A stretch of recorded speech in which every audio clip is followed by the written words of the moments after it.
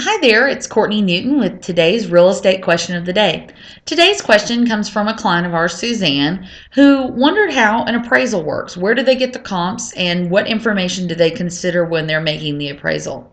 Well, the first thing they should understand, or you should understand as a seller, is an appraisal works on what's going on in the past. So we have to use past comparables, and they do pay attention to what's pending and what is active, but most importantly, what is sold, because that's the true determiner of what a home is actually worth. So they're comparing square footage, quality of square foot, size of lot, any additions, upgrades, things like that, to determine what the price per square foot is. They do pay attention to whether or not, kitchens have been updated, bathrooms, plumbing, heating and air systems, things like that. So when they're going through and comparing properties, they're looking in the neighborhood first. And if there are any sales in the neighborhood, regardless of how good or bad they are comparative to the subject property, they're going to use those and adjust those up. So let's say, for instance, you've had 2 sales in your neighborhood and no more. Then an appraiser would be forced to use those 2 sales, as long as they're within this 6-month window.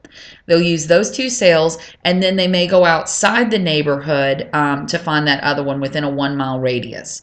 And they can use whatever they determine to be the most comparable type of property.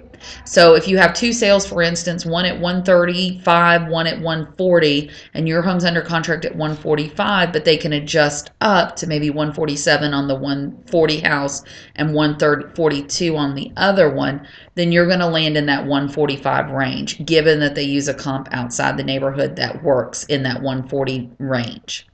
So when a home doesn't appraise, it's typically due to a lack of comps in the neighborhood, or the fact that there's too many foreclosures in a neighborhood and you may be the only equity seller that's sold in the last 6 months. So that's how an appraiser gets their information and determines what they're going with. But square footage answers all questions when it comes to an appraisal.